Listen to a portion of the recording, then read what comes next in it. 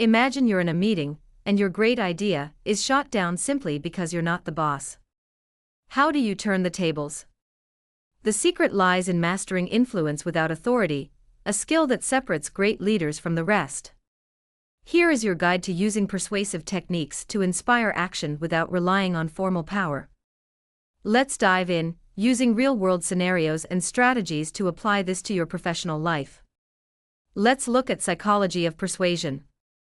Persuasion isn't manipulation, it's understanding human psychology and aligning your message with what matters to your audience. Let's explore Robert Cialdini's 6 principles of influence to unlock this potential. Key principles. The first principle is reciprocity. Think of influence like a game of ping pong. When you serve value first, others feel inclined to serve back. Offer helpful insights or assistance in meetings, even without being asked. People will feel compelled to return the favor by supporting your ideas. The second principle is social proof. If a team of runners is already headed in a direction, others instinctively follow.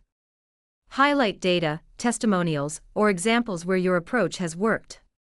Show how others have benefited from similar decisions. The next key principle is authority.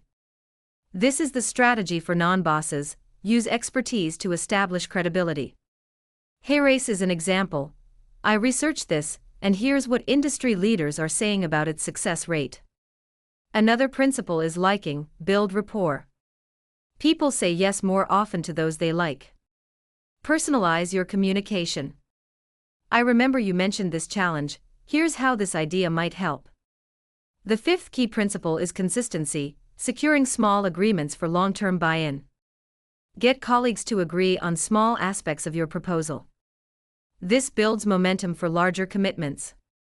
The sixth principle is scarcity. Show what's at stake if action isn't taken.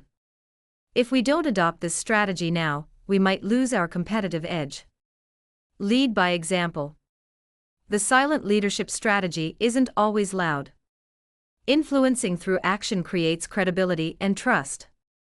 Think of yourself as a lighthouse. You don't chase ships, you guide them by standing firm and shining bright. Show up consistently prepared for meetings. Implement ideas independently to demonstrate their value before pitching them to others. Influence through consistent, quiet leadership. Write down a time when someone inspired them without speaking much. What traits stood out? Building relational equity. What is relational equity? It's the goodwill you've built through positive interactions and acts of service, which you can later spend when seeking cooperation. Network strategically without being transactional. Authentic networking in corporate culture. Focus on the relationship, not the request. Relationships are like bank accounts. Regular deposits of kindness and help make it easier to withdraw when you need support. Celebrate team members' successes publicly. Volunteer to assist on projects where you can add value without expecting something in return. Leverage favors and goodwill. Build a track record of being dependable. When asking for a favor, frame it as a win-win. For example, if we collaborate on this project, it could make both our teams look great. Becoming an influencer without authority. Think of influence as planting seeds. You may not see results overnight, but with consistent effort, you'll grow a network of allies ready to support your ideas. Psychological principles for influence at work. Leading without authority in the workplace. Building relational equity for long-term success. Reflect on these questions. 1. Who is someone you admire for their ability to influence?